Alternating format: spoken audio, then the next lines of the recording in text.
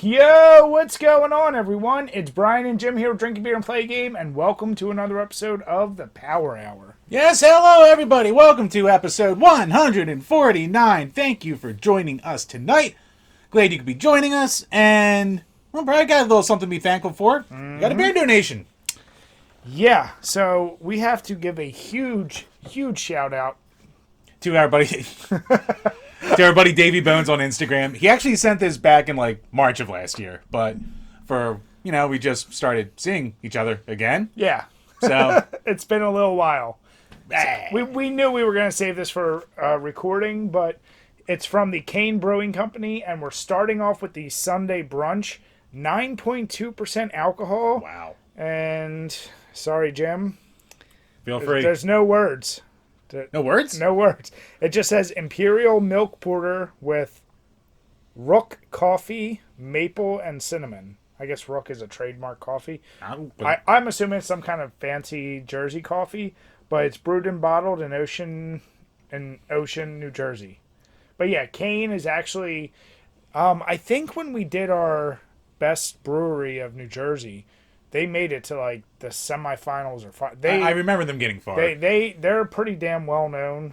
We have another one for later, but thank you once again. Truly appreciate it. Yeah, no, thank you so much. And Holy I'm crap, chopping this is stuff. good. And Jim. Not just saying it because it was free. I'm saying it because it is actually really And good. Jim, if people want to send us anything, where can they send it? Well, Brian, check the description below to P.O. Box 11537, Philadelphia, PA 19116. So, drink a beer, play a game, P.O. Box 11537. Yeah, so I will say right off the bat, tasting it, like, it is a little bit flat, but it's sitting a year. Right. But still, you get the coffee, you really get the milk. Like, a lot of milk stouts, you don't get, like, the milk at all. Like, you get the milk in this big time. But it's also, like, boozy, too, but, like, balanced boozy.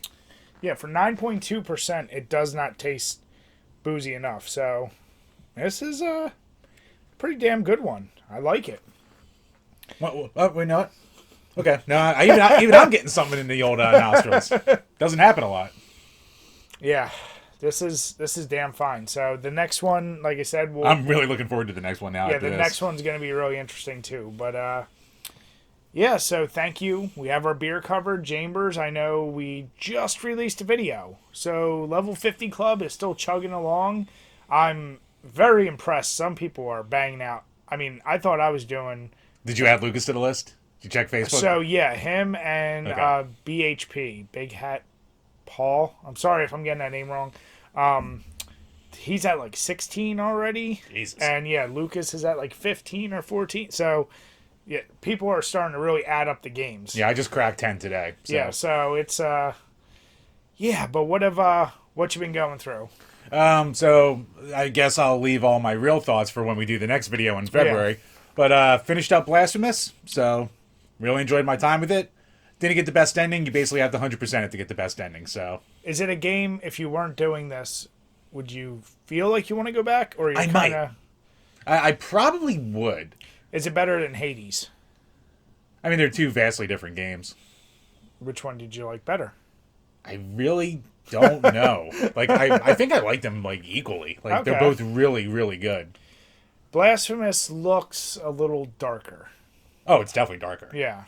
Yeah, no, there's no comedy to be found in Blasphemous. Like, Blasphemous is a effed up game. Like, all the Christian imagery, the NPC designs, and the boss designs are just, like, wild and gory and grotesque in a lot of ways. Soundtrack pretty memorable? I mean, or just certain areas. Like, certain areas are more memorable than others. Okay. But it's still, like, for the most part, it's really appropriate. But certain areas do get stuck in your head a little bit. And then the voice acting's really good in it too, even though it's like that old English style. Jim, do you just love it from your Catholic guilt? Maybe. Guilt plays a very big part of that game. Did it make you want to start reading the Bible? No. No. Jim, are you going back to church? Yes. I'm the penitent one now. So what else you been playing? I randomly... I want to do a full review on this just to finish it off, but the newest game that I beat today was... Well, not the newest, but the most recent one was Road Rash Jailbreak, the Game Boy Advance port. I mean, is it just a shitty... I mean, that game was not good on 64. PS1. Or, yeah, PS1. Is it just a port of that, or did they actually go drastically different? No, it's basically a port, but like it doesn't really follow the story. There's like no story. It's weird. It's a weird combination of like lazy but also well done. Like the core gameplay is good. Yeah. But there's not a lot of it, and there's like no presentation to it at all. But you do get like a shitload of game modes. You can do the link cable for multiplayer, and it plays well. But there's no music during the actual races, which really hurts. But like the gameplay itself, it was like you don't have to put a ton of hours into it to like blow through like the main races and then to play as the cop. And then like there's also survival mode and time trial, which I didn't really do. But how long have you had this game? A couple months, because I just felt like finishing off like all the road rashes. I was gonna say, what made you tell me you got a deal for it? No. Did you buy a complete in box? Yeah. I have every other road rash complete in box. Why did I not get this one complete in box? More than $20? Yes. It was like 30. God damn it, Jim. Hey. Just learn from your mistakes. Hey. Stop buying bad games. It's not overly bad. And two, hey, at least I played it. Yay! It's better than a lot of the games I buy way more I'll for. emulate it. Kicked over the beer. Terrible spot, Brian. But no, what do you call it? I would totally suggest to people out there not buy it unless you see it for like $1 at a thrift store. But if you're like a road rash enthusiast, it's like, it's kitschy to have the very last release. Whatever. Is it too controversial to say, I think there's no Game Boy game really worth spending a lot of money on? Like, I know that's a weird thing to say. Of all the systems, like, I think I'm going to emulate them first because outside of a few titles, and I can be completely wrong, let me say that, I feel like no game is really like, it's not like a 17-hour, like, no game's going to go that long that's going to be worth that much money. The Pokemans is. I'm not counting. And there's other RPGs. I'm talking like, okay, perfect example is Resident Evil Gaiden. Right. I've never touched it. I'm going to play it, but I'm going to emulate it. I'm not going to pay $200 or whatever. Card only. Yeah, like, that's ridiculous. And I'm the guy who wants to collect only horror games. Like, I don't know. Like, I see shit like that. No, I mean, I would suggest no one buy any games right now because everything's so ridiculously inflated. Yeah. So, but, I don't know. Like, there's a lot of good games out there. Like, it just depends on the rarity, but, like, most of the games that are really worth having, you can still get for a reasonable price, too. Yeah, I don't know. But Road Rash on the game. You're doing some interesting. You must have been really bored. You did your damn Mario Kart on your Game Boy Color or Advance? Advance. Yeah. Interesting choices. And you know what? I've had it. I never touched it. So I was like, hey, I'm going to put some time into it. And it wasn't long, so it worked out for me. So now that you got done your big game out of the way, is there another big game you have? I got to finish off Plague Tale. Okay. Well, you're probably really close to being done that. Am I? Have you touched it at all since last week? No. Okay. Yeah, Witcher 3, that's my background game. Like I said, it's going to be for a very, very long time. On stream, well, I'm so pissed. So I did Murder House from Puppet Combo. And once again, it's the one you've probably seen. It's available on Steam. It's on like other platforms. It might even be, I think it's getting released to Xbox or PS4, but it's like a killer Easter bunny and you're in his house. If you've ever seen me play any of the Puppet Combo games, you know there's something really, really messed up going on. There is a crazy twist ending, and it was actually just really fun. It felt like the most complete game they've ever done, so I really enjoyed that. Then I did fucking Ski Free. Did you know about Ski Free? It was the original DOS game. Because when I came into when you were streaming it, I was like, oh, this is like a love letter to that old DOS game. Yes. Yeah. So that's what it was inspired by, and they basically made the whole game around that whole thing in Ski Free. If you remember, just much more violent. Well, no, if you remember in Ski Free, if you go all the way, if you don't do any of the main tracks and you just do open, a Yeti chases you in that and it swallows you whole. Right. So they just took that and said, we're going to make a whole game about it. It was both like goofy but very frustrating. The control was agonizing to go through, and because I wanted to see every ending, I had to like keep doing it over and over. But I got all that done, so now I'm still just kind of blasting through that Alien Resurrection game, and I actually in an attempt to start getting footage, because I definitely want to. I know we talked about also want to bang out some of those Evil Dead games, Oh yeah. I decided, let me try out the original Commodore 64 Evil Dead. There's a Commodore 64 Evil Dead game. What a game. Oh boy, I'm sure. I'm sure. So, yeah, like I said, I'm really kind of all over the place. Oh, the other game is Dungeon Keeper. Did you ever play that? You know what? I've always heard of it and heard good things. I never played it. It's... I'm assuming you played the original, not the re-release from like 5-6 years ago. Yeah, the original, because it's actually available on Game Pass. And if you have your computer, you can just do Game Pass on your computer. So I downloaded that. There is such a charm to those early 90s PC games. Oh, yeah. Honestly, I haven't played many that I haven't been like, even putting graphics aside, I'm always impressed. The writing's always much tighter. Like, the humor is there. It all kind of feels like early Simpsons. Yeah. It's a really fun game, and I love real-time strategies. So I'm sure if you're an RTS fan out there, you probably know about it. But yeah, like I said, I'm kind of all over the place right now in my games. I would not expect I'm going to get anywhere close to what you did 10 last or month? 11 Jesus games Christ. in 1 month again. So yeah, that's kind of all we've been able to do. But once again, if you do want to join us, just do hashtag Level50Club on Instagram, on Twitter. We'll add you to the board. And I'll probably once a week just send out the snapshot. I mean, the board's always live. You can click the link. But I'll send out a snapshot of where everyone's at, just so everyone gets a peek at what everyone's up to. Yeah. Beat my score. Won't be hard. hey, I'm in like the middle. But, we got the most of love and support from our patrons. And, Jim, what do we got this week for questions? Patreon.com/DrinkABeerandPlayAGame, where for as little as $2 measly a month, you can ask a question we'll answer on every single episode of the Power Hour podcast. So, first up, from Game Whisperer Dean. The Evercade catalog continues to grow and expand. With the release of the new console, extra titles, etc., are either of you interested in buying? I don't know as much about the Evercade. I don't know, I don't know that much about it. Like, isn't that the... I'm going to fuck this up. Is that the flash cart with everything on it? Or no, I'm thinking completely something else. No, it's, the main gimmick of it is it's an affordable, cheap little system that it has, a bunch of releases that come in a clamshell case with an actual cartridge, and they have different collections from different developers. So there's like Data East collections, I think Jalka has a collection, there's the Indie collection, there's a bunch of different collections, like Atari and television, shit like that.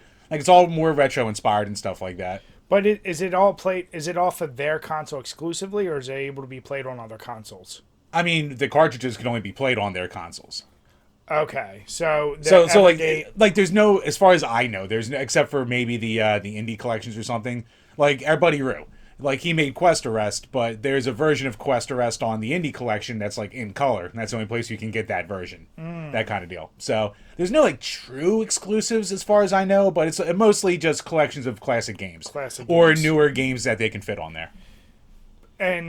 But it's so essentially it's still an emulation machine. I mean, it's real. I mean, yeah, I guess it's running, a bunch of different emulators for all the different cards. I think the emulators and the emulation itself comes from the cartridges, and then it's programmed so everything can just come through and be controlled by the system itself. I'll be honest. I was for some reason thinking of this like flash carts. Or what are they called? Like when you just get the cart that has all the games on it for the system. Like you can get a legit NES. Oh, like an EverDrive? Yeah. Oh, no. That's why I thought it was the same. EverDrive, Evercade. I was like, oh, I thought it was that. And then I honestly know nothing about this, but it sounds kind of cool. The only problem I have is... am I going to pick this up more than like the Switch? That's the thing. Like, I know the originally came out as a handheld, and like I hear the buttons are cool and the D-pad's really nice. The screen's kind of meh, but I mean it's it's like $100 system and it comes with some games. So it's very affordable. It'd be good for like our kids. Yeah. So like I know I would probably never use the handheld for as much as I use the Switch, but yeah, because I have a Switch. But like they just recently came out with the Evercade Versus, which is like more of a console that has like 4 USB controller ports, and you can actually fit 2 cartridges in at the same time. So, you can switch between the carts so you can play a buttload of games with less, switching out, which is a cool thing. I'd probably be more inclined to use that, but even then, I don't think I would use it all that much. Yeah, it seems like it's not like I think the pack right now is like $130, and you get the Evercade Versus with like 1 or 2 controllers and 2 games. So it's a good deal. Like, and you get a buttload of games. Like, what's kind of funny? I'm looking at this list, and it's definitely I'd say the B or C tier of publishers and stuff. Oh, it's all like secondhand, third-hand party. But people. I see this, and I also think I could see you getting this and being like, these are all gems. They're like unique. Not everyone knows and loves. I could see you defending the hell out of. I mean, Atari's got Ninja Golf, so I mean, what more do I need? It's a cool system. I mean, you know what? Because I didn't know about it, I'm not going to act like I did. It just looks interesting. If you don't want to go full handheld. Right, hold my hand. Hold my dick. I'll take it. See what I did there? Either way, I'm going to be sticky, so I'll take it. Don't talk about your belly button. Stinky. I mean, you're the collector between us with especially goofy consoles. And okay, so let's say you know what, there is a charm because like it'll be cool to have like a system where you have all the games and you can like line up on a shelf. It like looks nice on a shelf. You just want the picture. You're a picture whore. I like my pictures. I like my pictures. But no, I mean, I've said since day one when this thing got announced, I was like, I'll never use it. But I think it's a cool little system, and the people who like get into it seem to really, really love it. So I think you definitely have to. I support it because for those reasons. Oh yeah, I have nothing against it. I know when it first came out, like there were hardware issues that they were very defensive of, but they've fixed all the hardware issues for the most part with different patches and crap. So okay, you're at. I don't even know. I feel like I've seen something like this at Targets. This is better quality though than the okay, because like the Targets, the things you see at Target will come. So you're looking at the Versus right now. Like at Target or like Acme, you can buy like a Data East little like emulator block thing. Yeah. It'll come with like 10 Data East games and a bunch of those garbage pirate games. Okay. And like a couple. So it's kind of like the same design-ish, but this is like better games overall, and you can swap out games and shit. I would be, you know what, legit. I'm kind of. It's like growing on me. Like for $100. Oh wow, 3 games. I'm looking at on Amazon. It comes with the Atari, Data East, Interplay. That's a pretty damn good deal, and if it is decent quality, and if your kids are like getting into games, like these are older games, so it's more approachable for perfect. them. Yeah. So I support it. I hope they keep going with it. Here's my question, and I'm gonna go off on one of my stupid tangents, Jim. All right. I saw that, and right away, the way it's laid out, the color, I just think Famicom. Yeah. Like the color scheme, like. So it brings me to a question: if you were about to design a console, what color are you using? What's your color scheme? That's a good question. I never thought about anything like that. Because the Evercade is definitely like striking with this color scheme. Like it is. The white, pardon me, Jesus. The white with the red, like, that's what outline and borders and all that. Famicom, so it just right away I thought that's my mind. I mean, I'm a simple little bitch. So like I would always just my default would be like, a clean, classy, glossy, like black or something like that. But you have a billion consoles like that, like all the different Game Boys and the PSPs and the Vitas and blah, blah, blah, blah, like everything's black. So I don't know. That's a good. I never put any thought. Maybe like a nice, well, I would say a nice striking red, but you got the red there. Yeah, like I would probably go. Like you know what, like. Blues always turn into like cool, like the ice blue for the N64, like the bluer PSPs are really striking and like Vitas. So I think a blue is a cool look. A blue would be pretty cool. Yeah. Yeah, that's where my mind was going. Oh, you know what? I'm bringing like that see-through back. It was see-through. Yeah. It's like the old phones. The see-through atomic purple Game Boy Color. That's what I'm bringing back. Just see all the circuits, or just in this case, it's just one little chip. That's the future right there. I want to do that. I want to take your idea and amp it up. Since we know everything gets recycled, I want legit neon tubes running through it. Ooh. See-through with neon tubes. Fuck that. I want a lava lamp in my goddamn shit's coming back with cars, so. I want the heat from the system to move lava that's inside, so it's a lava lamp game system. That's not a disaster waiting to happen. So, yeah, no, perfect. It's the waterbeds of our generation. But no, that was a good question. Great question. Thank you, bud. Next up from Alex Perez. When you guys buy used games or products, do you keep the price sticker on as a badge of honor, that you got a good deal? I don't know if I do it for a good deal. I never thought of that. Yeah, like I mean, if you look behind me, you can see my PS2 and my Xbox especially. Like, I still have the Goodwill stickers. I've just noticed the amount of effort I have to put in to get it all. Because Goodwill stickers are the fucking They're the worst worst. because they break off into 20 pieces. And they just put them wherever. It doesn't matter what you buy from Goodwill. It's like, why did you put it here? Like, I've bought in books, from there. And I'm like, why? That's besides the point. Yeah, the effort of taking it off. No, you know what was the worst? Was it GameStop that would do sticker on top of sticker on top of sticker? Yep. It was like the fucking... Yep. Sometimes that works to your favor because you can just do the yank bottom it one and all. that one's old enough that like it just rips the other ones off easier. Yeah. Sometimes you have a fresh clean guy on there and you're scraping your dick off to get that. I spent a little bit of time when we first started channel, and I was like, I'm gonna take some time, like literally use a razor blade, like try and really get it off. Using clean. Goo Gone, get the sticky off. Now, like, I'd leave it on because it's so much of a hassle, and at this point, it's like, if I was a reseller, I would do it. I'm not, so I won't. Yeah, like, I'm a hoarder, and I go through phases where, like, I'll be too lazy to do it, or I'll, like, for a while, just take them all Be off anything I get. meticulous, yeah. Where, like, I never did it on purpose. It's more just been laziness and feeling. I still have the sticker on my CDI, so, Yeah. like, that'll probably just stay there because... But that should, you know what, like... That's a badge of honor. Yeah, that is, like, there is something to be said. But what if you got, like, a truly, like we said, Resident Evil got... You know what, if I got... Because no one fucking thrift stores. If I got, like, some super rare game on a cart, God knows they would put that sticker right on the goddamn label. Yeah. And at that point, I would cut my losses. I mean, if I get a crazy deal, I get a crazy deal. I'm not going to try messing with that. So yeah. I can live with that. Yeah, it's,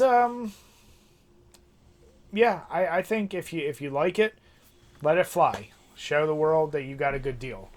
Yep. Next up from Burn Retinas. Should the Five Nights at Freddy's movie aim for a more methodical tone or go for a more Sam Raimi Evil Dead kind of dark silliness? You know what? Unless you got a really good script, I realize like the dark tone never works. Go for goofy, but here's the deal. Did you see was it Wally's Wonderworld with Nick Cage? No, but I heard bad things. So I watched it, and you know what? I actually really liked it. You know why? Do you like Nick Cage? Yeah. Do you like how he just asks for money? He's become a parody of himself, yeah. Right, yeah. He doesn't say a word that whole movie. He does his Nick Cage isms. They're ridiculous. There's a really catchy tune to it. And the creature things are actually, most of the part are real. Like, it was done really well. To a point where it's a turn your brain off junk food movie. Yeah, I'd watch it, yeah. So now I'm like, do you need a Five Nights at Freddy's movie? Probably not. Who are you going to satisfy at this point? Like the diehard fans? I'm sure there's like crazy lore at this point behind the games. Oh, there is. But like, yeah, if you try to make it too dark and serious, I think the acting won't hold up. But if you try to make it a dark comedy, that's tough. And it's also kind of tough too because like the fad's like a couple years out, so like the core fan base would really be interested to watch it. Like they're young teenagers now. I was gonna say you might want to go over the top, hit them with like an inappropriate comedy almost because they're that age bracket. Yeah, you need to hit them with something that like a teenager would look at and think that like they're being cool for and like watching something grown up. Yeah. So you need gross out stuff, sex. You need something. Oh, so everything that people don't make anymore. Exactly. So nothing fun. Great. Oh, well, fuck me. It's not. I mean, I don't see that movie being successful. Nah, it probably won't be good. Just put The Rock in it. He'll make it money. I wonder, is the maker still involved with it? I know he's had a bunch of controversy lately. Who? Scott Cawthorne or whatever. The guy who made Five Nights at Freddy's? Yeah. I don't know if he still has a license or creative control or shit like that because he's like a religious right kind of guy. So I don't know if he would go too over the top anyway. But hire Kevin Smith. Yeah. I mean, he's not as good as he used to be, but... Yeah, no, he would cry a lot, but besides that... But Jim, he had to eat potatoes. Oh, he had to do a lot of things. But yeah, I don't know. That's a tough call. I just don't think any way would work, really. As we've said many times, you see how video game translations go. You get really pissed off fans if you don't stick to source material, but in this case, what are we talking about? But on the other hand, if you try to go too crazy, you're going to piss off fans. So I don't know, man. Wait, you're just gonna make it appeal to China anyway. It doesn't matter. Just fucking make it. You're just gonna want to get that fucking red money. So who's gonna be the star, though, Jim? That's a real question. You need someone big enough. I'm gonna say that Chloe Grace Moretz. I can see her being in that. That seems up her alley. She's like the it chick right now. I feel like with a lot of movies. So I feel like she's gonna be in it. And for the guy. You know what? Throw some money at. Put William Dafoe. That's how it's successful. I don't know. Make him you know what? You put Willem Dafoe in there, it'll probably be a good movie. I've seen some dog shit, and I'm still like, oh, Willem Dafoe's in this. Exactly. You fucking Fault in Our Stars. All of a sudden, random Willem Dafoe appears. Like, oh my god, something watchable. Fucking seen that with my wife and a bunch of teenagers. Jesus goddamn man. But all right, last up from Gamer Astral. Worst travel destination and why?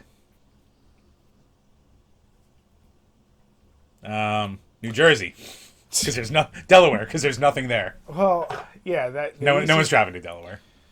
I mean, I'd say West Virginia, but the areas of West Virginia I went aren't the places you want to go anyway.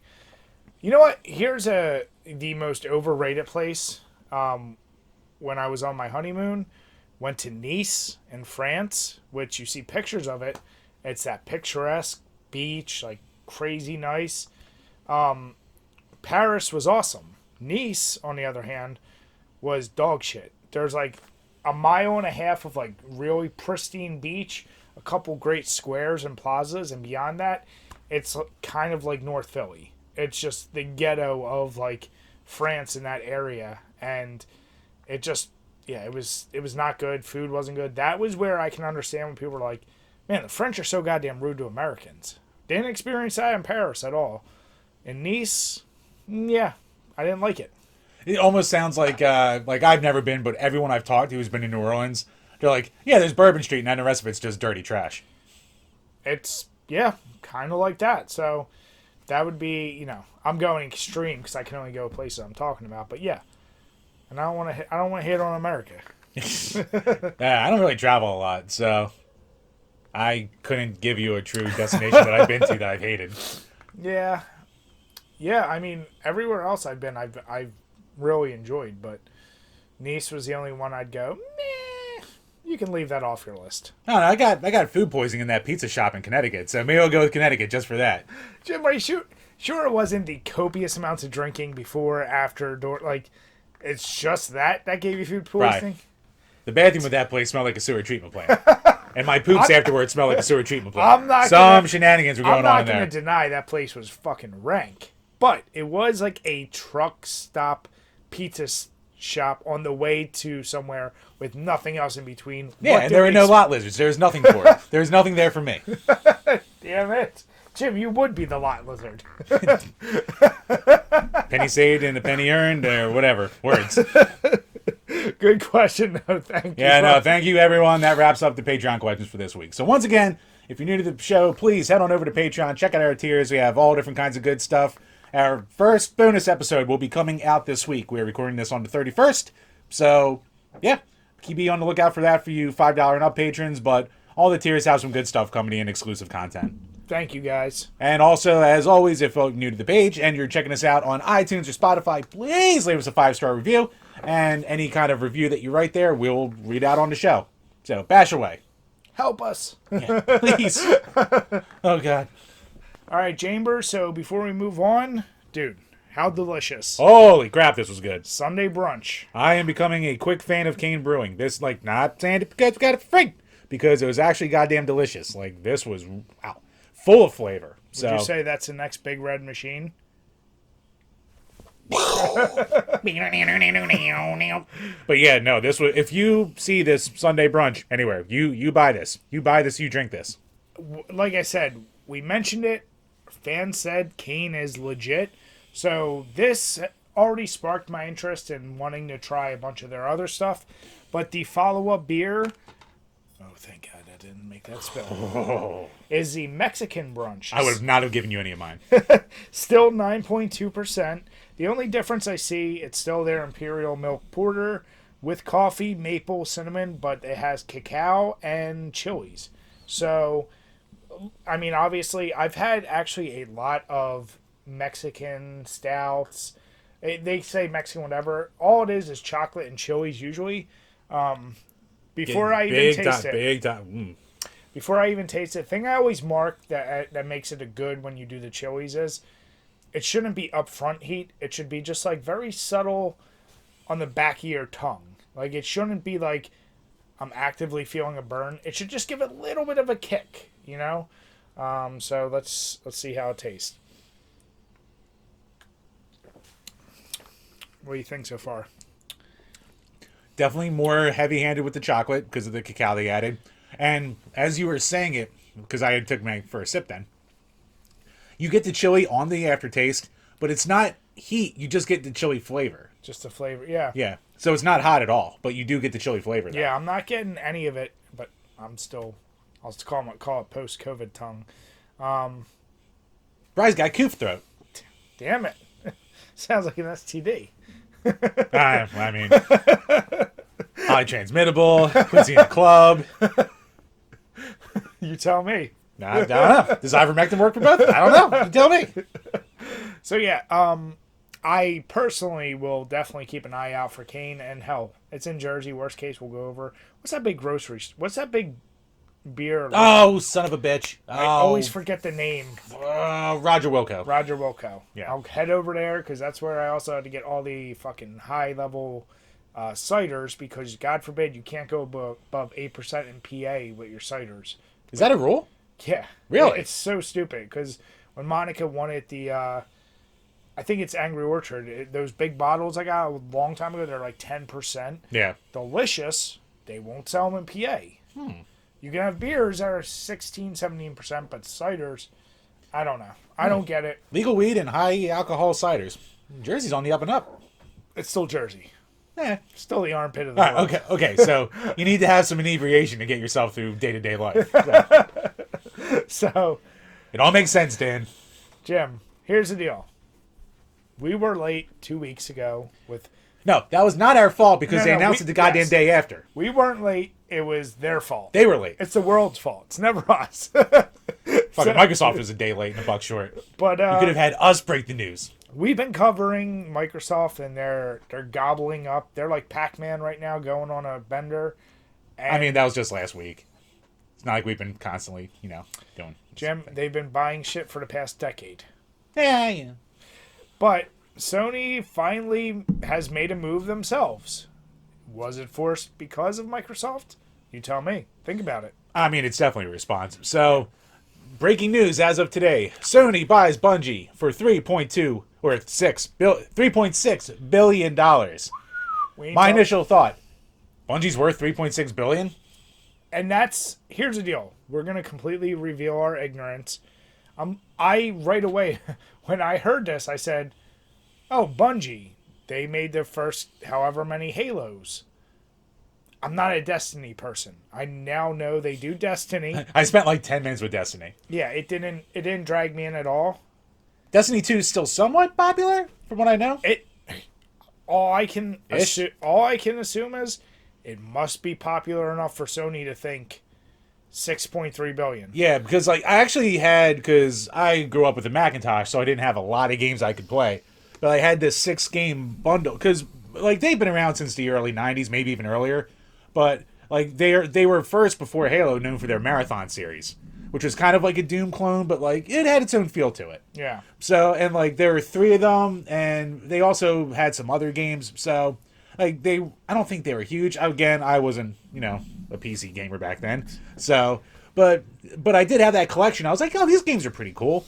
And then they had Halo, which was their big hit and all that shit. So, but yeah, I mean, you're basically just at this point you're either just buying Bungie, buying Bungie, obviously. you're just buying Destiny, or I would like to see them bring back like Marathon or Abuse or one of their other old IPs and shit like that. Or maybe they just take the team that made a solid shooter and they just throw it to one of their other dead franchises like Killzone or Resistance or something like that. So right now they're saying that they're going to keep the multi-platform and stuff like that. Time will tell. They all say, but they all say that. Yeah. So here's my question. With this move, it's clearly in response. But is it kind of like desperate, like they're grabbing what they can? Like I mean, I guess they felt like they had to do something. I thought the news was actually, the rumor mill is the thing that makes sense to be in competition is to get Rockstar. Yeah, I mean, that's the thing everyone was memeing, but Rockstar does not. They're making so much money off GTA Online, they don't need someone to be over them. True.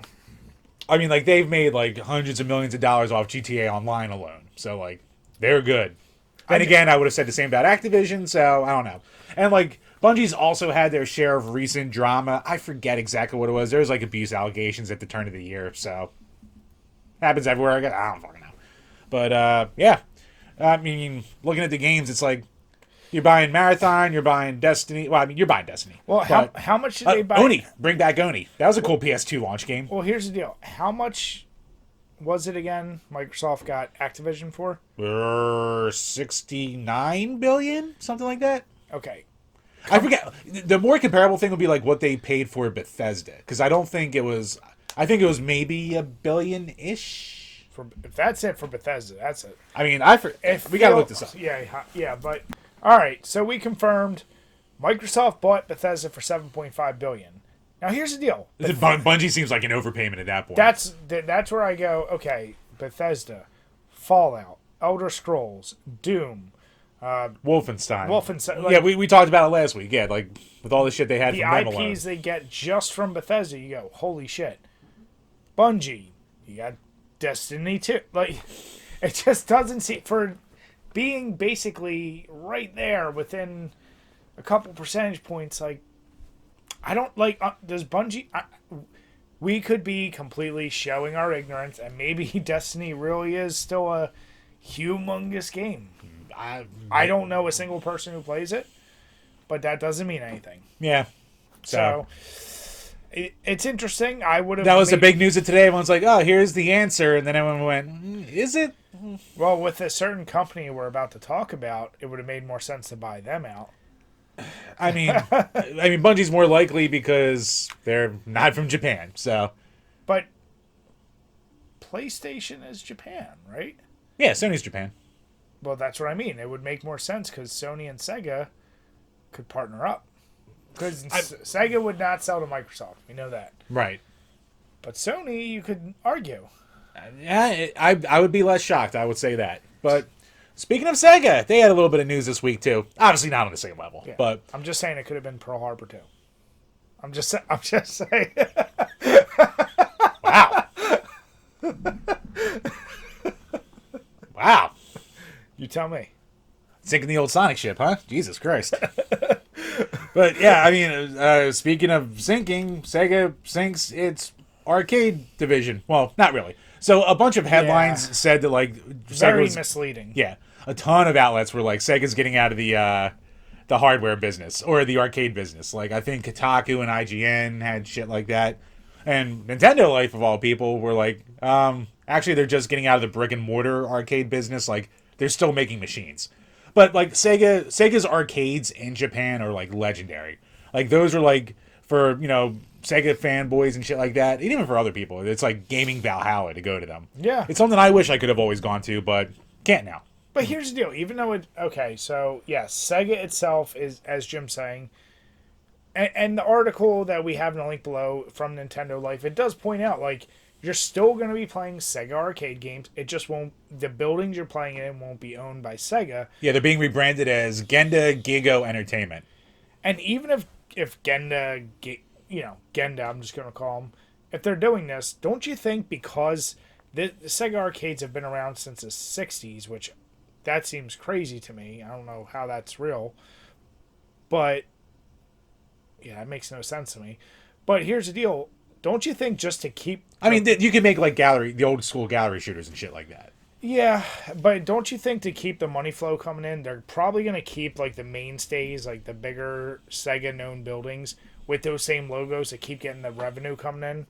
Just for what you're describing, like that symbol of Sega. It would be weird to not have Sega plastered on the side, even if another company buys it out. If it just says Genda, like they're gonna be like, I don't give a fuck. Well, it's gonna say they're gonna be called Gigo centers, so whatever that means. I'm showing our ignorance again, but yeah, but yeah, I would think having Sega plastered on the side of a building would be a bigger eye-catching draw, but I don't know. Maybe Genda Gigo's it's something sad. big there. You know, at the end of the day, it is sad. It is the end of it's. Like I feel it's another old guard thing going away. And you know what? I feel like that about just Sega in general. Like we're slowly watching that train come off the tracks. We're The smartest move they ever did was buy Atlas whenever they did that, because if it wasn't for Atlas, they would be gone right now. And you know, like I even with the Sonic friggin' freaks out there, like they still would not be surviving, I don't think. I mean, I bust your balls about Sega, but it's undeniable the impact they had. I don't like seeing these epic titans of previous ages now like at the decline. I don't know if it's better to see them fizzle out or be gobbled up. I don't know. So let's say, like, you know, I like bold prediction, so bold. Within the next 5 years, Sega will be sold to someone. So do you? It's got to be Nintendo, right? Like, do you really? That would be some shit. Well, it would be some shit, but at this point, like that would be some shit. But it also would make the most sense because they've really had a more entwined partnership the last few years. It's like they were the back and forth, and it's like they've now they were the classic console war. Yeah, and they've united against the current oncoming. I think I mean, Sega puts their shit out on anything they can. That's true too. I don't know. Like I think, yeah. Do you go with your old rival, who you had the most in common with, or do you go with Microsoft or Sony? Like, see, I don't have integrity, so whoever throws the most money at me, that's what I'm going with. But Japan's a different bird. What can I say? But also, the people that are ahead of it are gonna die out at some point, and the guard will change, and newer minds will prevail. So, But then again, I feel like Nintendo's like, we don't even need them. I feel like Nintendo's such a dick with their mentality. That would be some shit if Persona and Shin Megami Tensei all of a sudden became like a Nintendo specific property. And I mean, like, the Tenseis and the Personas, like, they got huge on the PlayStation platforms, but like, if they merge with Sega and then like those got exclusive, like, let me be clear, that would be a big boom for their Japanese market, as if they needed more. But I don't want Nintendo to buy them because I think it would be worse for the IPs. Because if they really decide to pull that shit from all other consoles, which Nintendo is known for doing, I don't want to see that. I mean, I don't have a stake in Sony or Microsoft, so I can't say, but I also just... Amico! Damn it! Talrico, what are you doing? Our buddy Genovi just released a good video just basically saying that thing's dead. So check that video out. It's a good one. Like I said, it's sad, but as we said, don't read too much into it. Sega's not out. You can still have Sega arcades if that's something you really like. I mean... Yeah. No, I mean, as long as you can still play the games in like a confined, arcade space, cool. Yeah. Not that any of us have been in arcades in a while. No. Actually, I'm actually shocked it took this long to sell in the COVID market. So what do you call it? There's a mall by us, the Neshaminy Mall. What do you call it? Like, we were bored one day, so like, all right, let's just take the kid over there, like, big open space, because no one goes to malls anymore. Yeah. So it's just a big open space your kid can run around in. And I was like, oh, let's take her over to the arcade. That arcade is sad. Half the machines are broken. There's no table for gifts and prizes with tickets anymore. Like, everything just looked run down to shit. Like, it was a sad state of affairs. And there was, like, one other, like, father-son combo in there. And we went in there and we're like, I'm not even going to exchange money for cash, for coins. Like, it was bad. The arcade place we got to go to is a game of... We do have to hit that place up. That's a place where, it seems pretty cool. Maybe we'll even do a video there. Cause that's what I want. I want to find a really legit, cool arcade. The only times I play arcades anymore is when I do go down Wildwood. Or, like, down Jersey Shore, like, and it's on a boardwalk. And then I do that, so... Yeah, still thriving on the boardwalks, but if you don't got that, ooh boy. I think, unfortunately, those are another thing. Eventually, they'll be very niche. Oh, yeah. That's what it's going to become. It's just going to be barcades, eventually. Yeah, that's it. Because just us old heads are going to care about them, and we're just going to get drunk and spend money and throw coins at them all night. Yeah, yeah. But no, what do you guys think? I mean, one, what do you think of the Sega selling their brick and mortars? And two, if Sega were to ever sell all their stuff, which company do you want to see gobble them up? I'm kind of curious. But, speaking of companies making... Speaking of gobbling. Making moves. I don't even know what to call it, because I'm still pissed off that they haven't released the originals. But, Taco Bell favorite, the Mountain Dew, which we covered a while ago. This was late last year, where there's going to be hard Mountain Dews coming out. We did do that. I forgot about that. There were 3 flavors. The original, I think, cherry and a purple. Had to be Code Red, didn't it? It was probably Code Red and I guess a purple one. Oh, the Atomic Joel, whatever the fuck. Yeah. So now, the same company, which Boston Beer Company is in collaboration with Pepsi to do these Mountain Dew things. Oh, the same Adams people. All right. Yeah. And basically, they're saying now Baja Blast is going to be added to that, which is the Taco Bell favorite. And it's the Taco Bell exclusive flavor, Brian. Well, here's the question. I liked it. It was, you know what? Baja Blast is incredibly overrated. It's overrated, but I can understand why people... Like I've never seen been around Baja Blast next to original Mountain Dew and been like, oh, I gotta have the Baja Blast. Like, but here's the deal. You try it like twice, and then you're just like, eh. As you and I have covered, though, it is coming from the best fast food place. This is true. And that's the only reason why I think it gets the press it does, is because, let's be honest, it's the best fast food place with the only exclusive thing. So, it's very rare anymore, honestly. I even get a soda with my Taco Bell. I mean, I haven't eaten at Taco Bell in, I don't even know how long.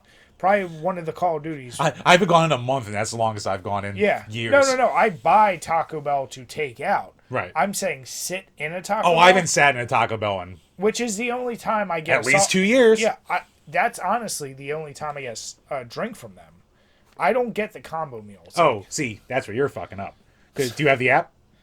No, I don't have. No, Brian, you have to get the app so you can get the points, so you can get a free drink or a free extra taco or some shit like that. Like you just said, you haven't been there in a month. I haven't been there. I actually just went there last week. The points will go away. You can still go into points, and they just throw the deals. They throw the bonuses at you. I had more bonuses than I knew what to do with. I'd have to go every day to use them all, and then I just get more bonuses. They keep coming back, Brian. But regardless, all I'm saying is, if I were to go into a Taco Bell and get a soda, and granted, like, I drink beer, I don't drink soda.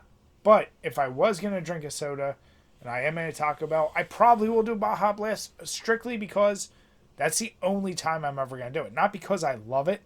It's kind of like you're going to put cranberry sauce on your shit in Thanksgiving because you're not going to do it anytime else throughout the year. That's true. So, you know what? I will say when I get my freebies, I'll get like the Baja Blast Zero, which is actually a solid, like one of the zero beers or beers. So I think it is a genius idea, but what the fuck? You still haven't released the other 3 flavors. Yeah, I've never seen them. Did they ever come out? No, they haven't even come out because they were set to come out early 2022. It's fucking early 2022. What are you doing, Boston and fucking Pepsi? Look, you're looking at the White Claw King. White Claw King over here. All right, it's tough to say. And you know what? I was excited. I have to say, speaking of the seltzers, the Truly Margaritas, yeah, stay away. They're not that great.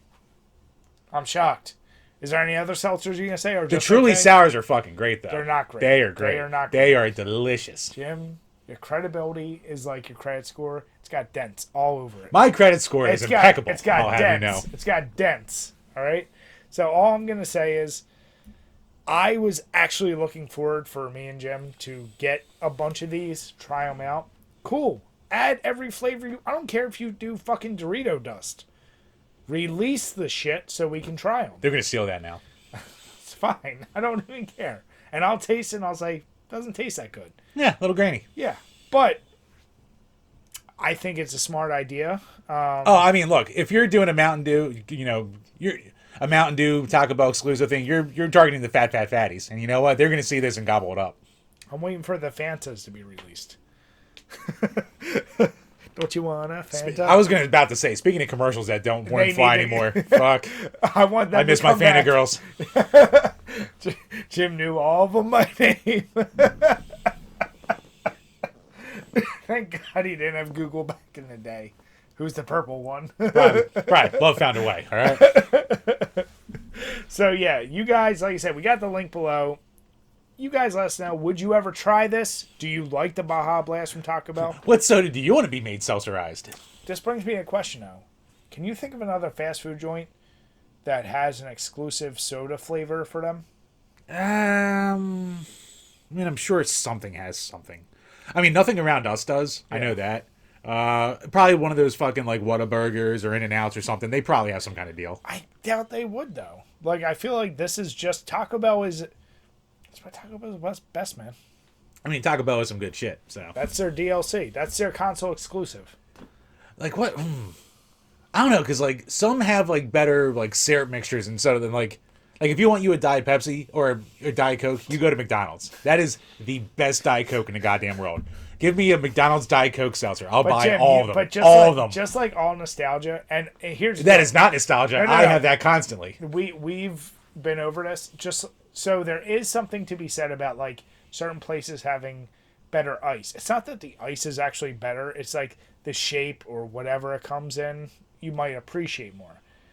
I can promise you, as someone who worked in every type of restaurant industry... I think there's actually a special deal they have with McDonald's where they give them better syrup mixtures than every other one. It's just a giant bag of stuff. I know it's a bag of bullshit. I'm telling you. It's a bag of drinkable battery acid. I know, but it's better from McDonald's. Trust me on this. I think you've just convinced yourself. I've convinced nothing. Well, just like everyone and their mother swears to God McDonald's fries are the best, which they're not. Oh, I would never say that. But there are those people that say, oh my God, those are the best. And you're like, no, you just had them as a kid. It stuck with you, and now you're saying they're the best. You try something else, and it would be like a you reaction. Like, these ones are okay, but McDonald's, The new Wendy's mixture is fucking great. Like, they have upped their fry game immensely. Yeah. And I'll teach you something that an old fat manager from Friendly's taught me, which is if you ever want real fresh fries, the way you get them from any fast food places, I want fries with no salt. They have to make them fresh because every fry they make, it's just a big bin. Salt. Yeah. It's a big bin. So if you say no salt, they got to make them fresh. That's how you get fresh fries. There's your fat guy tip of the day. Yeah. So you guys, let us know what you think of that article. It's interesting. But fucking release the seltzer so we can try them and Jim can jack off over them. Yeah. Yes. I need new material. All right, Chambers. So we got... Yeah, we probably should have put this earlier, but it's going back to the old story of, as we were talking about last week with Microsoft. My favorite and yours, good old GamersMad. So there's a little trolling afoot, Brian. Jim, I'm sorry. Before we even get started. What? I'm putting the picture we're showing right now. What? In the thing. What? When you see larger gentleman, little bald. When you see this guy, do you not think Human Centipede 2? Oh, I do.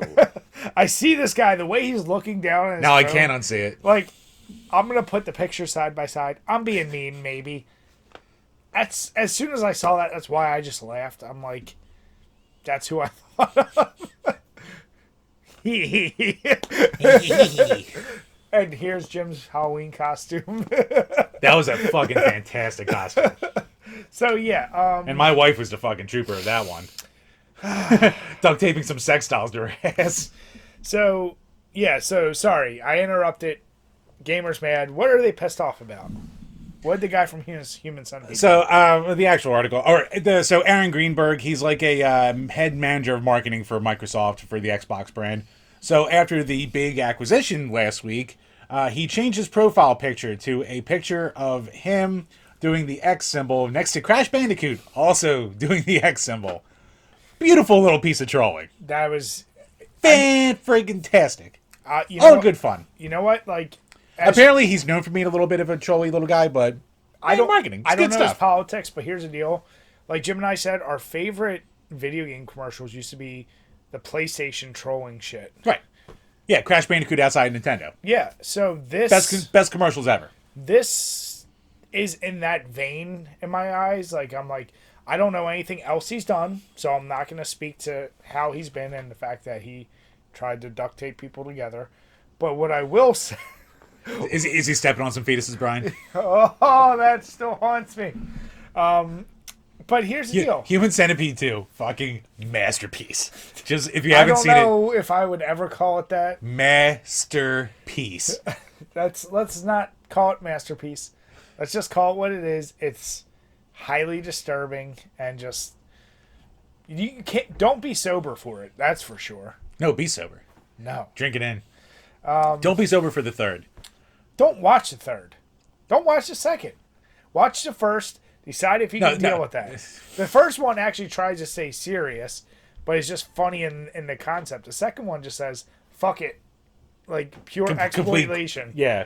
And then the third's even, like, more exploiting. Like, that's just, like... That is classless.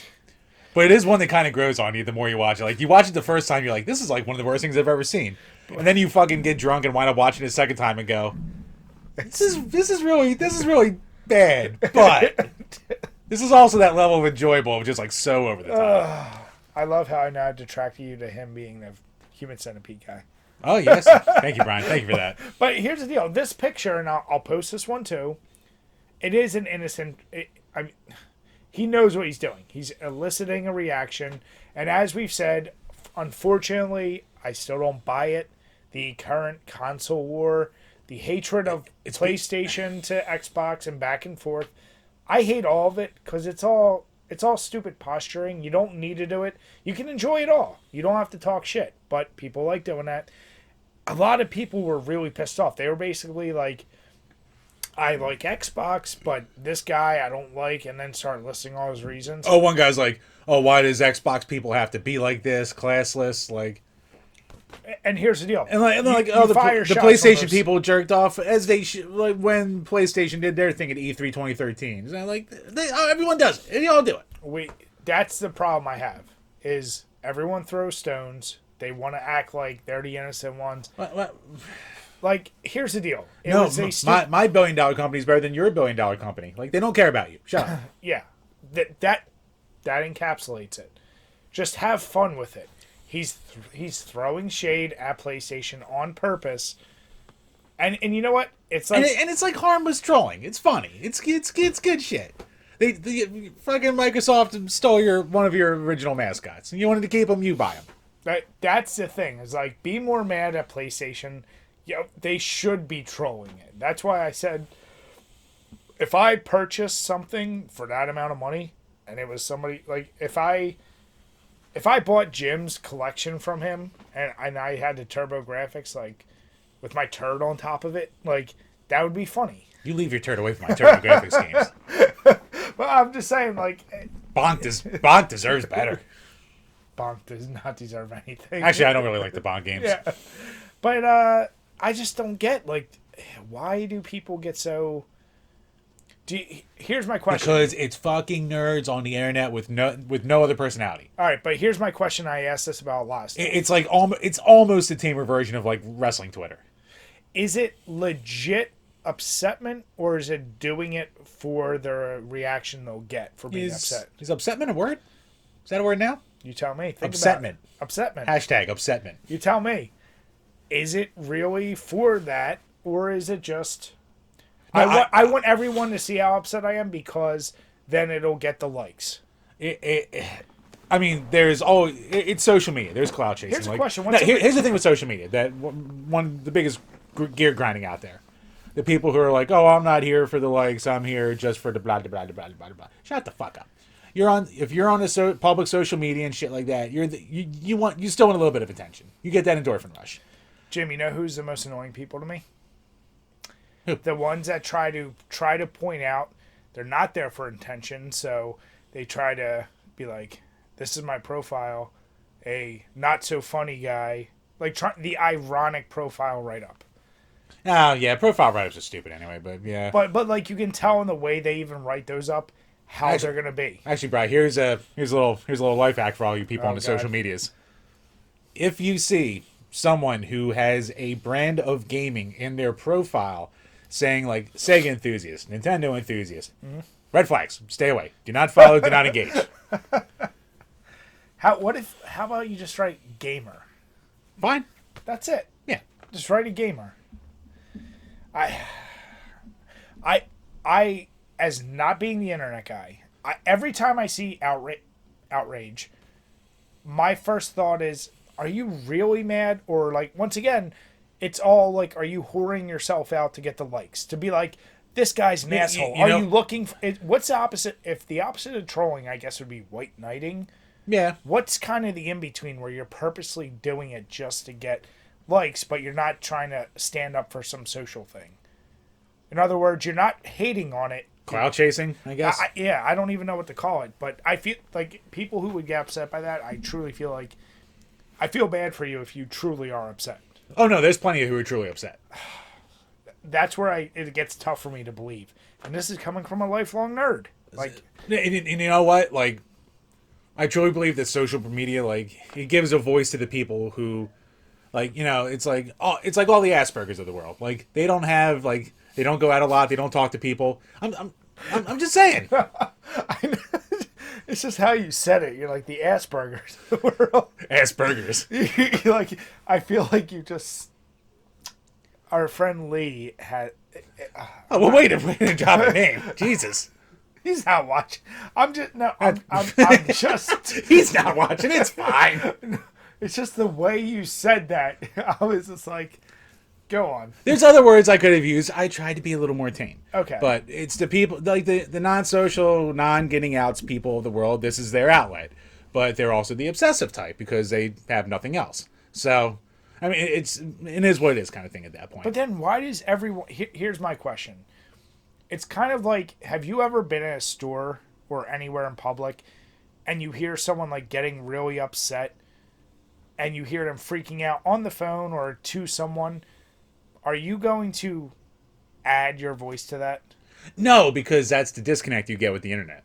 I guess that's my because point. Because if you did that in real life, you have to deal with direct confrontation. I guess that's where, yeah, because that's where when I see everyone, there's been things I've seen people write about that have. I mean, there's things I've seen in real life where I've just been like, this is completely inappropriate. Someone should say something, not me. That makes sense. But what I'm saying is, like, I see on the internet all the time. Have you ever read enough and then you go down a rabbit hole and read, and then you purposely read the opposite comments just kind of flare you up a little bit more? Like, so in other words... I'm sure it's happened. Okay, just throw out, like, okay, say for this example. I know you did more research because it's this topic. Right. But say you really thought, this is ridiculous, people are getting mad. Let me see how many people actually got mad. And then you start following the list of comments of people freaking out about this. Dude, I've been blocked so many times for just responding to a thread of something like this and just writing it's not that serious. And then just instantly blocked by the person. Well, I guess that's my point, is like... That's me being tame. I know, that's a very tame... It's a passive-aggressive way of being tame. Right. But, I don't know, like, I look at those and I go, why do so many other people start jumping on that? It's like... The person initiating it might be like what you're saying. They're socially awkward. They're just getting out their actual frustration for something they love. Right. But then there's all these other people like, oh yeah, like even the effort to take to like write in something about you're angry about, I never understood. Like I've never commented on a YouTube thing unless it's, dude, this video is awesome. I've never said like, you suck. This sucks. Like, I've never taken the time to do an angry comment. I think the only time I ever got caught into doing that was some random guy, and we're talking years ago. Like, some guy who, last month. No. It's some guy who got, like, paid, like, who, like, clearly got, like, almost paid off to, like, make a hype piece for Street Fighter V and why it's not a big deal when that first released. So we're talking, like, 5 fucking years ago. Yeah. And I wrote some fucking long-winded spaghetti of a comment. That, you know what happened to that comment? Were you drunk? No, actually, no. Okay. So, like, I was going, like, point by point, some just ridiculous shit. And I even doubt it even went through. It probably got caught by a fucking spam filter. So, like... But that's my point. So were you ramping up to the decision to write that? Like, had you seen a few other comments and videos and you know what it is? I think it was like a whole day of like seeing social media and shit like that, and then like I saw that video and I was like, the straw that broke the camel's back. That was, yeah. I was like, I ain't taking a stand. You're like, this is the one. Fuck this. Yeah, that's kind of what it was. And I can understand, because I said almost gotten to that point with Twitter where... Is that like when you had your Twitter fight with Pat Danny S. Punk after the McGregor fight? Yeah, McGregor-Mayweather fight? I was just like, well, that's... He's got his opinions. I'll leave it at that. I'm just going to say, like... I don't like... I've never... And to be fair, you were drunk then. Oh, I was drunk. But also, like, I did look back after the fact. I wasn't wrong in what I was saying. It was just like... I hate the easy, like... Let's tack on after the fact. Like, I knew this was going to happen. Like, no, you didn't know shit. Don't act like you were the expert after the fact. Bringing it back. So, but no, like... Yes. That's why, like, Twitter, I've gotten to those points where...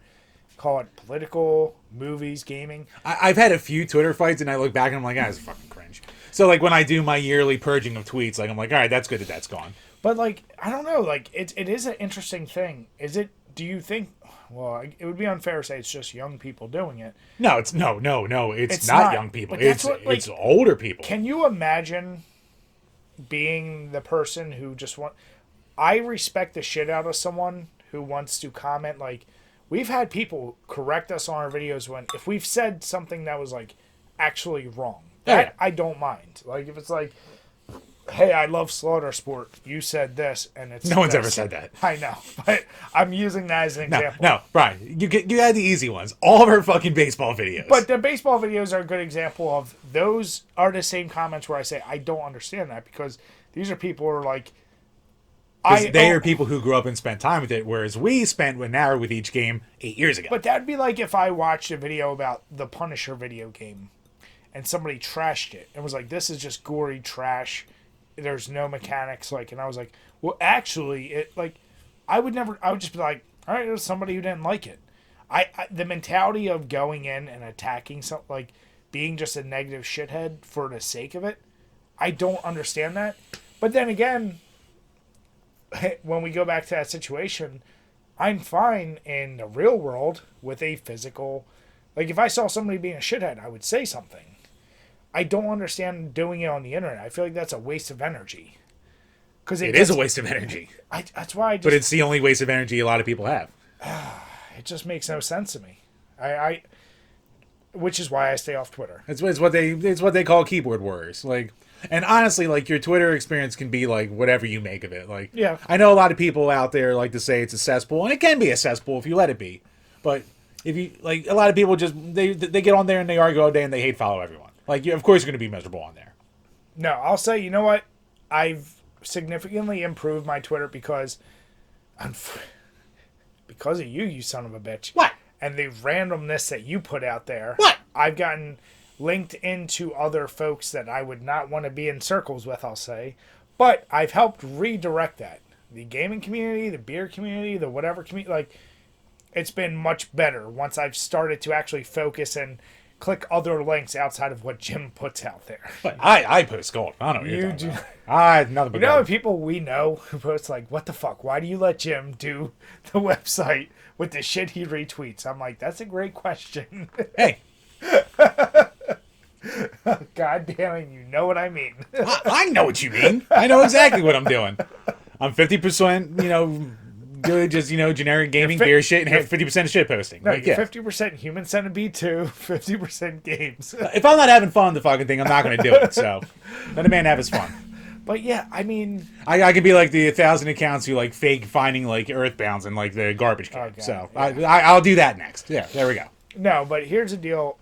What I really want to know is, we know some of our fans, you're big Xbox fans, big Sony fans. We have them both. Is this just an innocent troll? Like, is this worth getting that upset over? Or is this something you can just kind of let go and say, that was kind of funny, what do you think about it? Like I said, it's not really disrespectful. It's fine. It's fine. It's fine. If you get that upset about it, that's on you. There are so many more things in this day and age to get fucking worried about. For the love of God.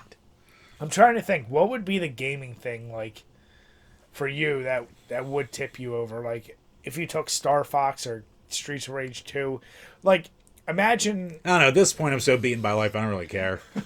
But I'm saying, imagine, I don't know, whoever Streets of Rage. Okay, so Capcom did Final Fight, right? Yeah. Okay.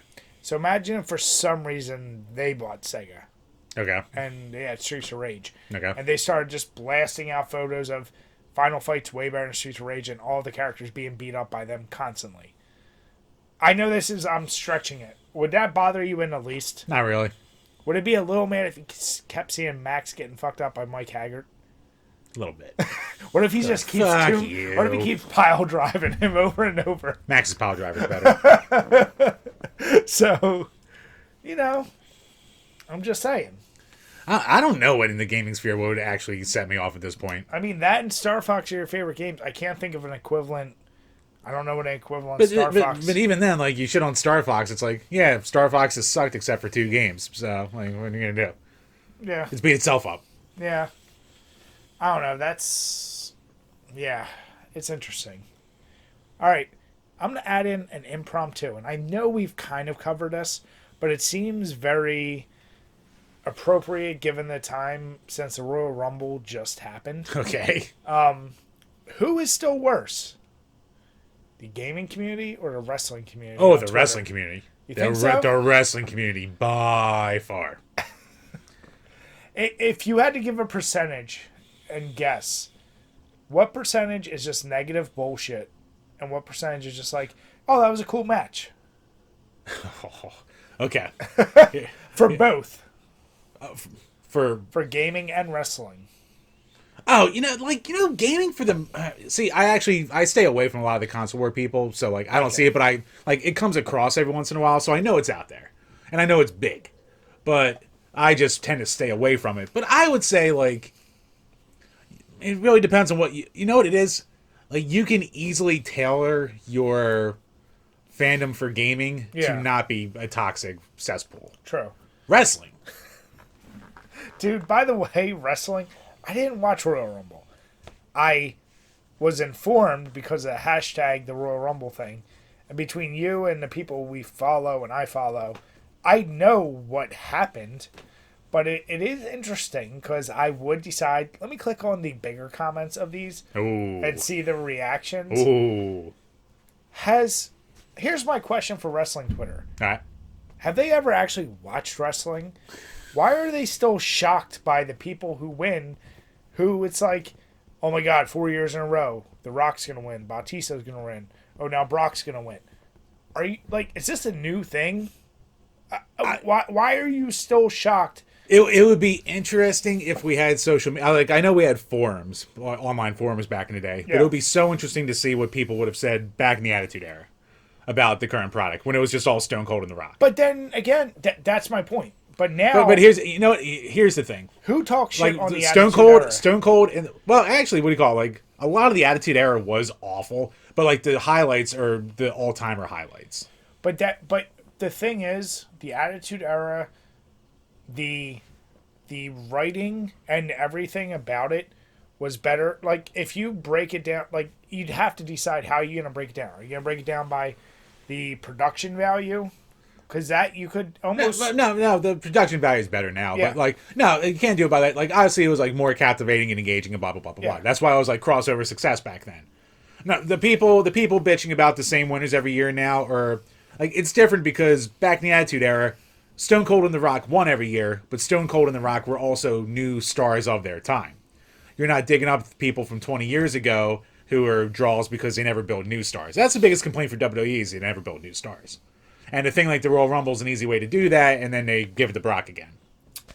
They do, but I mean, I feel like every year you see this. But it's always Brock or Roman or shit like that. Or like it was Brock, 2 years ago it was Edge. It was Brock, but that's my point is. But then they ultimately go wrestle, and this is speaking from someone I haven't watched a new pay-per-view in 10 years, right? Easily. They go to WrestleMania. They get beat by the guy that people do like. And they're they're usually the passing of the guard because you're still trying to... The problem is, I think the hangover of that Attitude Era, our generation, which is the guys our age... Look, here's the thing. There's no reason why like Goldberg should be like the Fiend for the title. No, he's... I agree. I never even liked it back Royal Rumble starting in the late 90s would have legends come back. I thought it was embarrassing back then. I don't want to see, like, in a couple years if Stone Cold comes back, but he's, like, completely out. I don't want to see that. Well, luckily Stone Cold will never do it, but... We hope. No, he won't. We always say that, and then a few bad investments, and who knows. All I'm saying is, I don't want to see that. I don't like seeing that because you're kind of making a mockery of them because they don't do anything that great. But here's the deal. Brock, for all of his faults, he's still more believable than anyone. That's the problem. But the problem is also they've also never built anyone else up either. Like, it's the Brock and Roman Reigns show. Like, Bobby Lashley's kind of there now. Yeah. But, like, even then it took a while for Bobby Lashley to be there. But, yeah, like, I mean, I don't want to spend an hour on the Royal Rumble. No, we're not spending an hour, but it just... No, but here's the thing. To get back to your point. Wrestling Twitter. You can put out an innocuous post. Eventually, some spurg will get in there and spill spaghetti all over you. So, wrestling Twitter is like... It's like 80% negativity overall. It's like 40% people just standing superstars, which is the weirdest, saddest goddamn thing in the world, is to see someone just like obsessively like fan basing around any wrestler in general. What's worse, doing that for a wrestler or defending $1 billion company like gamers do for Xbox and PlayStation and Nintendo? Do it for a wrestler because they're like real creepy and stalky about it. But the only thing I'd argue is then you're actually doing it for a person versus a corporation. I mean, it's not good either way. It's not, but that's what I'm saying. I don't know which. I don't like. It's probably equally bad. Yeah, it's so weird. Like I feel like you're saying, you could write. You know what it is. It's probably equally bad between gamers and wrestling. Yeah. But wrestling, you're way more likely to fall into seeing it. Where gaming, you could easily just like not engage with that crap and not be around. Yeah, because if wrestling negativity like permeates everything. I feel like if I wrote, "Man, I'm happy Brock won," and that was it. Good luck. Then it would be like not only the hate of the WWE fans, but someone write in AEW's better, and then that would take a tangent of like. Which it's like console wars. God, it really is. It like the fucking, and like I don't even hate AEW or shit like that. I'm glad there's a competitor out there right now. That is the competitor. I mean, that is the competitor, but like fucking the marks for it. The blind loyalty immediately to that, and then immediately to WWE. Like a competitor coming out like made online even worse for the wrestling community. Is it more a problem with the companies or just the fact that we have social media? Social media. Yeah. Yeah. No, it's a plague. So when you were watching the Royal Rumble, though, and I know part of why you're posting and stuff. Oh, yeah, to be part of the trend. But no, like, I was watching Royal Rumble. But I'm saying, like... I thought the show was fine. Do you think you could have enjoyed it more if you didn't even look at your phone the entire time? No, what do you call it? The phone? I actually barely looked at my phone for the most part. So, like, I was Except still... you were tweeting every 5 minutes. I do that no matter what. But that's what I'm saying. Like, it inevitably... But, like, I was tweeting, but I wasn't, like, looking at my wall either. Okay. Yeah, I don't know. It goes back to the... Like, I went to the end and everyone's like, fucking worst Royal Rumble ever. Not even remotely the worst Rumble ever. It wasn't great, but... No, I hate those. Every year, it's the worst Rumble ever. Like, yeah. Motherfucker, I was at the show where Roman and Rock got booed out of the building, all right? So, I don't know. Like I said, I threw that on there at the last minute, but really, you guys let us know what's worse, wrestling or gaming Twitter. From the little bit I see, I do agree with Jim. I think wrestling Twitter is a little more... Actually, our follower base is entwined a lot with both. So. Exactly. Here's the... I can't think of anyone I know who isn't a guy our age who games. It's actually crazy how many, like, especially in the retro gaming scene, like, they're all like wrestling fans. It's about the same, yeah. But you guys let us know in the comments below. Jim, before we sign off, what'd you think of the Mexican brunch? Very, very tasty. Once again, actually, the all the taste of the chili after about like a few steps, you don't even notice. You don't even notice the chili anymore. So that's why I'm almost having a problem. This one almost. I like the other one more. I was gonna say this one came off a tad bit sweeter. Oh, it's definitely sweeter because of the cacao. Yeah. So. I don't know, like the other one. It was the same alcohol, but it was way less boozy too. Yeah, that having it second also, I don't know if it helped after having that. Like, Might have. both of them together, I will say, they said heavy. Like, they're definitely heavy. Oh yeah, you get that film on your mouth. They're both very good quality. If you're going for the Mexican brunch, and once again, they're a year old, maybe the spice is more prevalent when you get it fresh. That's possible too. You can't go wrong with either one. I would probably go with the Sunday brunch first. Yeah. The Mexican one, like I said, unless you're... The Mexican one's still good. Like, don't get us wrong. It's still good. I just think the Sunday one's better. Yeah.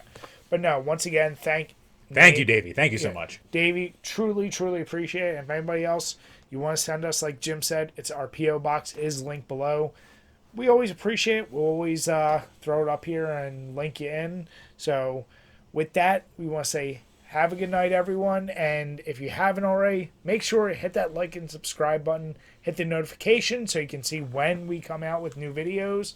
If you're listening to us, please give us a 5-star rating. We will read it on this podcast. And make sure you subscribe on Spotify or iTunes. So with that, we want to say have a good night. And cheers. Cheers, guys.